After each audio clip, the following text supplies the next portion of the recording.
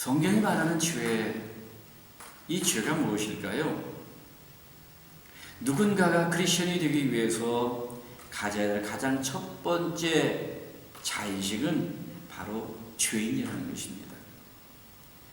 만약에 내가 죄인이 아니라면 저는 의인이 아니겠습니까? 내가 의인이라면 구원이 필요 없겠고요. 아니, 회개할 필요도 없습니다. 예수님도 필요가 없기 때문입니다.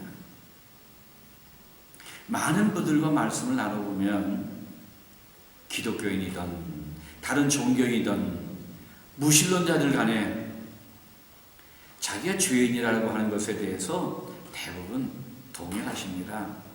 근데 일부 어린 친구들만이 이 세상에는 객관적인 도덕이 없으며 그래서 나는 죄인이 아니다, 이런 엉뚱한 논리를 펼치고 있습니다만, 그들과 더 깊게 얘기를 나눠보게 되면 그들 안에도 죄의식을 갖고 있다는 것을 발견하게 됩니다. 하지만 본인이 죄인이라고 하는 이 대다수의 사람들은 성경이 말하는 죄의 근원을 아는 것 같지 않습니다. 사실 성경을 읽어도요, 깊이 묵상하거나 타고난 설교가나 아니면 선생님의 해석을 듣지 않는 한 이 죄가 무엇인지요 아는 것은 쉽지 않습니다. 여러분, 죄를 무엇이라고 생각합니까? 죄가 어떤 것입니까? 이해를 돕기 위해서 먼저 신학자들의 죄의 정의를 잠시 찾아보았습니다. 인간적인 관점에서 일반적으로 죄라 하면 우리는 흔히 부도덕한 나쁜 짓, 예를 들면 말이에요, 절도라든지 살인이라든지 이와 같은 범죄 행위만 생각합니다. 하지만 성경적 관점에서 말하는 죄는요 다릅니다. 성경은 과연 무엇을 죄라 할까요? 먼저는요, 하나님의 율법을 범하는 것, 선을 알고도 행하지 않는 것, 믿음을 따라 행하지 않는 것, 예수를 믿지 않는 것, 모든 불의한 것들, 사람의 마음에서 나오는 여러 가지 악한 생각들, 자, 이런 것들을 죄라고 성경은 이렇게 얘기합니다. 그런데 위에 말씀드린 여러 가지 여러 죄들은 사도 바울이 로마서 7장 18절에 말씀한 것처럼 내 속 곧 내 육신에 선한 것이 거하지 아니하는 줄을 아노니 원함은 내게 있으나 선을 행하는 것이 없노라 라고 말씀한 것처럼 인간의 악한 본성에서 나온다 할 수 있습니다. 자, 이렇게 신학적인 관점에서의 죄를 설명했습니다만 많이 어렵죠. 좀 쉽게 이 죄가 무엇인지를 한번 설명을 드리고자 합니다. 로마서 1장 후반부에 보게 되면 사도 바울은 하나님을 믿지 않는 자들의 죄, 그들의 죄목을 하나하나 나열하는 것을 보게 됩니다.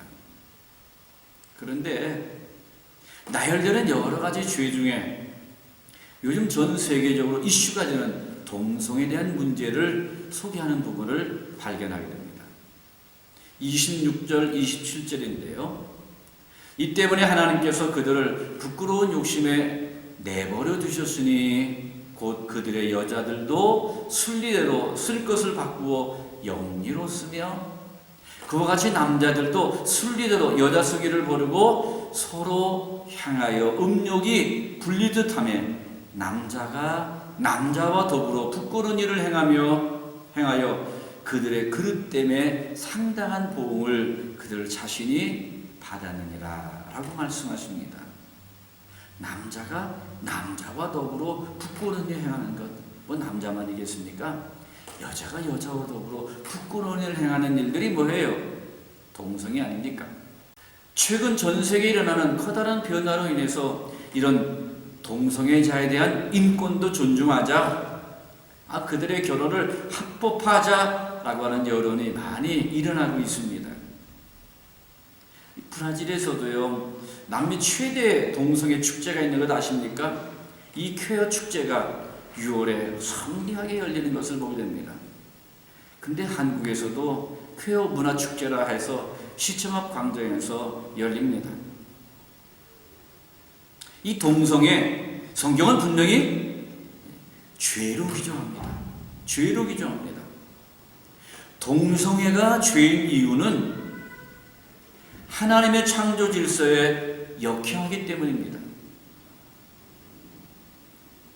그러나 단지 동성애만 죄라는 것은 아니죠. 다른 것들도 죄인 이유는 우리 모두가 하나님의 질서, 하나님의 창조 질서에 역행하며 살고 있기 때문에 죄를 행하는 것입니다. 그래서 우리는 이 죄를 이렇게 정의할 수 있습니다. 죄란 하나님의 창조 목적에서 벗어나는 것이다. 죄란 하나님의 창조 목적에서 벗어나는 것이다. 자, 이 동성애 왜 죄인지를 좀 더 구체적으로 살펴보기를 원합니다. 로마서 1장을 보게 되면 동성애가 죄인 이유를 이렇게 설명합니다. 곧 그들의 여자들도 순리대로 쓸 것을 바꾸어 영리대로 쓰며, 아니 순리대로 쓰면 되는데 문제가 없어요. 근데 순리대로 안 써요. 반대로 영리로 쓴다 그랬습니다. 그래서 남자가 남자, 아니 여자가 여자가 그래서 부끄러운 일을 행하고 있는 것을 보게 됩니다. 자, 이 죄를 의미하는 히브리어는 여러 가지가 있습니다만 그 중에 가장 대표적인 단어는 하타라는 단어입니다. 이것을 헬라어는 하말티아 많이 들어보셨겠죠? 관역을 빗나가다, 표적을 빗나가다라고 하는 의미입니다. 예를 들어 고대 이스라엘 일부 군인들은 아주 물매 솜씨가 아주 뛰어났습니다. 그래서 돌을 던져서 그 관역에 정확하게 맞출 수 있었습니다. 빗나가지 않고 관역을 맞히는 것, 자, 그것을 문자 그대로 옮기면 무엇이 되는 거예요? 죄를 짓지 않는다. 그것이 되는 것입니다. 자, 그래서요, 죄를 짓는다라고 하는 것은 하나님의 완전한 표준, 뜻, 자, 이 관역에서 빗나가는 것을 말하는 것입니다. 그래서 죄라고 하는 것은 하나님이 만드신 그 창조의 위치와 목적과 순리에서 벗어나는 것을 의미합니다. 하나님께서는요, 이 세상을 창조하셨을 때, 자, 그의 선하심과 지혜를 가지고 모든 피조물들에게 그 목적을 주시고 또한 위치를 부여하셨습니다. 자, 특별히 하나님께서는 사람을 만드시죠. 남자와 여자를 만드시고, 그래요. 이렇게 하나 되도록 만드셨습니다. 그런데 이 동성애는 그 창조의 본성, 창조의 목적에 어긋나는 것이기 때문에 성경은 분명 그것을요, 죄라라고 이렇게 단정하는 것입니다. 그렇다면 인간에게서 죄라라고 하는 것이 무엇인가를 찾기 위해서는 오늘 우리 인간을 창조하신 하나님의 목적을 알아야 되지 않겠습니까? 인간의 창조 목적, 그것을 안다면 아마 우리는 죄가 어떤 것인지를 좀 더 쉽게 할 수 있을 것입니다. 자, 인간의 창조 목적, 자, 그것을 성경은 이렇게 말합니다. 요한계시록 4장 11절, 우리 주 하나님이여 영광과 존귀와 권능을 받으시는 것이 합당하오니 주께서 만물을 지으신지라 만물이 주의 뜻대로 있었고 또 지으심을 받았나이다 하더라. 자, 고린도전서 10장 31절의 말씀 여러분도 잘 아시죠? 그런즉 너희가 먹든지 마시든지 무엇을 하든지 다 하나님의 영광을 위해 하라.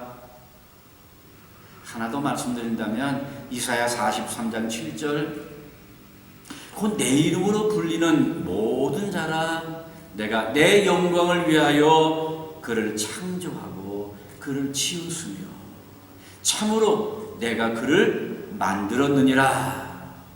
성경은 인간이 하나님을 기쁘시게 하며 하나님의 영광을 위해서 지어졌다라고 이렇게 말합니다.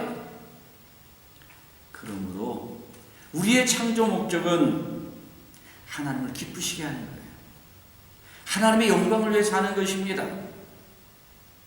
자, 반대로 말한다면 우리가 만약 하나님을 기쁘시게 하지 못한다면요, 아니 하나님의 영광을 위해 살지 못한다면 뭐예요? 죄가 아니겠습니까?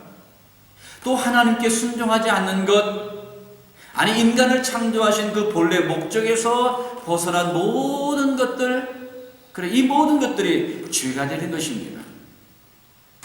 그렇다면 오늘 하루 하나님을 기쁘시게 하며 하나님의 영광을 위해서 무엇을 해야 할까 고민해야 되지 않겠습니까?